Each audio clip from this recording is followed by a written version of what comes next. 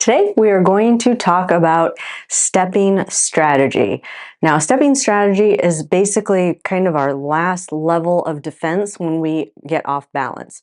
So I've talked about this in other videos, but our first kind of layer of defense is we have some ankle strategies that will kick in if we're a little bit more off balance or our trunk gets a little bit more displaced outside of our base of support or our feet. We will use what we call hip strategies. And then when our hip strategies fail, which usually occurs if we get really far outside of our base of support, is we resort to a stepping strategy. Now, I know I've talked about stepping strategy in videos before, but what this video is going to focus on is what do you do when circumstances are not ideal? So let's say you're already starting to fall and you're getting off balance and you're in kind of like a squatted position. How do you recover, or how do you implement that stepping strategy in that scenario? Or you're going downhill and you're starting to pick up speed and you lose your balance. How do you incorporate a stepping strategy into that scenario? Or you get bumped and it takes you a minute to realize that you're off balance, and at that point you are in a much more awkward position. How do you implement a stepping strategy in that scenario? Well, you have to practice with your body in these different positions, and that's what we're going to go through today. We're just going to use some basic tools and some therapy equipment that a lot of you already have at home to kind of recreate these conditions that are less than ideal and practice first your reaction time. So being able to sense it and respond as quickly as possible. And then also, once you respond, being able to generate the power or the force to allow you to perform the movement that you need to perform in order to regain your center of gravity, your center of mass within your base of support. And that's ultimately what a stepping strategy does, is the center of gravity gets outside the base of the support. When you can't bring the center of gravity back within the base of support, you have to move the base of support underneath your new position. So all of that's going to be covered in this video. I'm going to go through a progression from, as usual, from early stage all the way up until late stage. So everyone should be able to find something in this video that you can incorporate into your balance routine. If you're new to this channel, I'm Tara. I'm a neurologic physical therapist, and on this channel we talk about anything and everything related to mobility, health, fitness, and mindset in the context of neurologic injury, with the end goal of empowering you with as many tools as possible to live an overall more active, pain-free, happier, healthier life. And with all that said, let's go ahead and dive right into today's exercises. So for this exercise, what we're going to do is we're going to start seated on a gym ball. Now I brought some furniture in here just to show you that if you are in the really early stages, that you can modify this exercise a little bit to start by just getting in between two pieces of furniture like a coffee table and a couch and just pulling them in close together. The closer they are to the gym ball, we call that kind of defining some boundaries. The smaller or narrower the boundaries, the more kind of assistance it's going to provide. And then as you get better, or you feel like you're getting more balanced, you can move those boundaries out, and that allows you to have the opportunity to move a little bit more, which kind of makes this exercise more challenging. But once you're sitting on the gym ball, all you're going to do is you're going to roll it as far to one side as you can, almost to the point where you feel like you're getting off balance, and then step it out to the side. Now you see at the early stage, if I had these structures aren't really stable enough, but a coffee table and a couch, something heavy, should work pretty well. Is that if for some reason I can't get that foot out, I'm going to, this is going to stop the ball from rolling, or in this case, I can put my hand on it to regain my balance. But if you're a little bit more advanced and you want to challenge yourself a little bit more, just kind of move those two structures further apart. And then again, you're just going to roll as far as you can. You almost want to be off balance a little bit, and then you're going to step that foot out to the side. So that is a stepping strategy. We're just doing it in sitting. And then you're going to kind of bring that foot back, and you want to do this to both sides.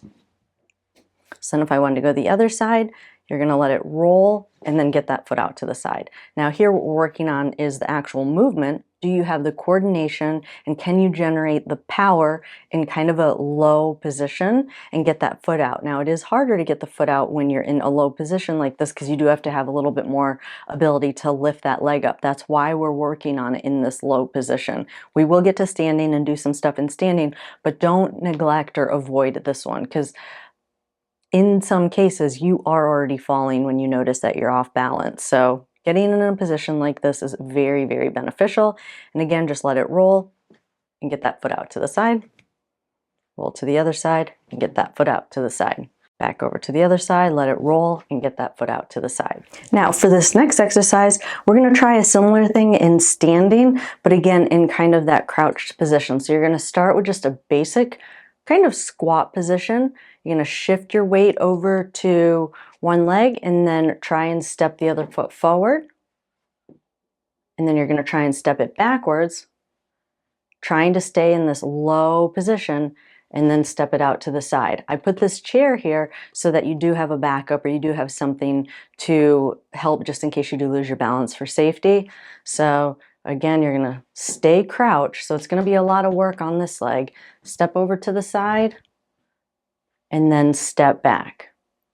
And then from there, if you can, you're going to cross the middle, staying in that squat position and try and bring it back. Cross behind and try and bring it back. Same thing, cross behind. You would want to do this on both sides. There is no good or bad side. Your body doesn't decide which direction to fall when you lose your balance. So you do want to practice this in all directions with both legs. So again, do it on the other side. Try and almost force your center of gravity outside your base of support and then step that foot across. And same thing, forward and backwards. Now we're going to make it a little bit harder and actually have you step over something. This is pretty tall, so it's pretty dramatic to go from having nothing there to having something this tall like a yoga block. But start with something maybe even like kind of half the height, but same thing, you're going to kind of let yourself get outside your base of support and then try and step over it. That just makes sure that you can overly exaggerate the movement. Sometimes, especially if you have Parkinson's disease, your perception of your movement is not as big or is not adequate for what's actually coming out, like the actual output. So what we call this when we exaggerate a movement or we actually intentionally try and make that movement bigger is in kind of the Parkinson's disease treatment world, they call it recalibrating. So if you overshoot, quote unquote, overshoot your target a little bit, kind of recalibrates the brain to this new normal. So because you lose some of that output that your brain initiates that movement with, not all of that actually gets executed into the movement. We kind of overshoot just a little bit. That's the whole premise. If any of you have been through the LSVT big protocol, that's kind of the premise or the framework or the theory that they use to kind of explain their rationale behind their treatment approach. So again, you're never gonna have to probably pick that leg up that high, but you definitely don't want to think you lifted your foot up enough and have it get caught. That's even worse because now you're anticipating, or your body has already anticipated that foot's gonna recenter or help you regain your balance, and it doesn't. And so that's almost like a worst case scenario because you're not trying to adjust your center of mass to stop it from falling. Your body's already kind of anticipating that foot's going to get out there. So thinking that your foot's going to get out there or anticipating that foot's going to get out there and not having it do that is worse because your upper body's not going to adjust for that in time. So again, worst case scenario is that foot gets caught and we don't want that to happen. So again, starting in that crouched position, you're just going to step over, and step over. Now, the other way that you want to do this, and if you have an arm that's weak, you can just use one arm, is you kind of want to be in a forward position, because if you trip and you're falling forward, your center of mass is in front of your base of support, you want to make sure that if you're already in the midst of falling, meaning that you recognize a little bit too late that you're falling, you're in this position. And so when you're in this position, can you still pick a leg up and bring it forward? Now, one point of clarification that I failed to mention earlier about these exercises is we are going to the extremes. So you're never really going to be leaning this far forward and probably have any chance of recovering. So the reason we work these extreme end ranges is because this is the hardest position it would be for you to lift your foot up. So if you can do it in this position, then you can do it in a position where you're slightly leaned forward, but not to the point where you're at this extreme, which most likely in this case you're going to fall. Now, the other reason I mentioned that is about a few weeks ago, I did a video on learning how to fall. So we actually worked on movements of how to fall safely. Now, if you are in this position that I show, this far bent over, in that position, you would want to incorporate some of the exercises that I talked about as far as how to fall. Because again, if you're this far over, there is a good chance that you're not going to be able to save that. And there is a point of no return where you have to kind of abort the fall recovery and actually fall safely. So I will link that video of the falling exercises in the description below. This video should definitely be watched in combination with that video of how to fall safely. Link for that video is in the description below. But now let's head back to the exercise. And that's really what we're working on here is you're already in that falling position. Can you bring that foot forward fast enough to regain your balance? And again, you want to do this with both legs. And you want it to be quick as possible. All right, and then once you get good at that, you do want to be able to step over something. And so now you're gonna step. Step. See if you can get it all the way over. Step. And step. Now for this next exercise, just like we tried to get ourselves or the body positioned in front of our feet, in front of our base of support, because that's the position you're in, we're going to do the same thing, but now our body is behind our base of support, kind of like we're falling backwards, and you want to be able to step backwards. Quick. Back. Back. And you want to, again, do this with both legs. And step it back. The reason I like the gym ball versus just leaning back against the wall is that it's a little bit unstable. So if you feel like you just can't get in this position, then go ahead and just start with leaning against the wall. But once you get pretty good at that, this just challenges you a little bit more. Because remember, you're not going to be balanced when this happens. So we're trying to recreate or simulate that scenario a little bit more. And then again, try and step that foot back. And then out to the side, out to the side, and then maybe back on a diagonal, back, back, back. All right, now for this next one, what I've done is I've just taken a resistance band and brought it around my opposite shoulder. So I put my arm, opposite arm through that, and then I'm rotating. So the band is kind of wrapped around me and kind of goes behind me.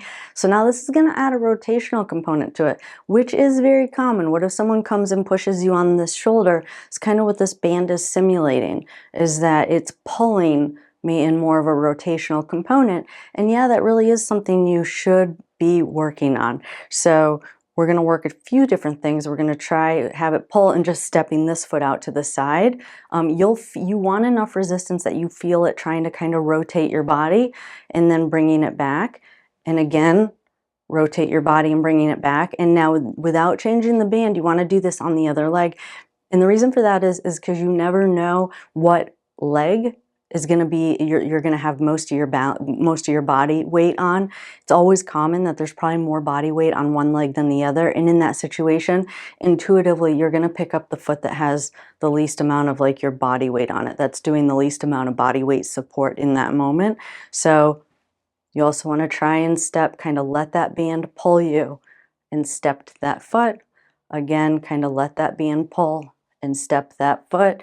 You can see, I mean, it kept pulling and I was still kind of losing my balance, so I had to move this foot a little bit. You'd rather practice those things in a controlled environment before actually getting out somewhere and having to encounter something like this and being able to expect your body to respond in an unfamiliar environment with a movement you've never practiced. So again, just kind of let it pull. Let it pull. And again, just let it pull. And then maybe step across the front.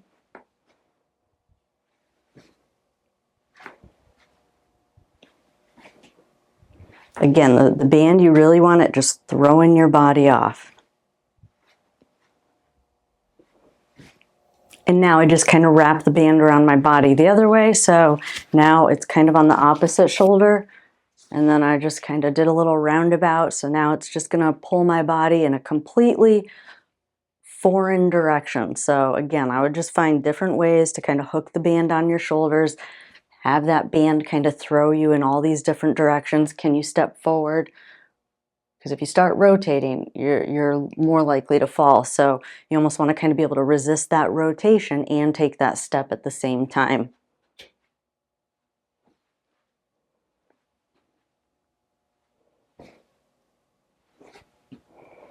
All right, and then you also want to do this, just like I mentioned earlier, is in a squatting position. So let's say you're already starting to fall when you realize that you're kind of off balance.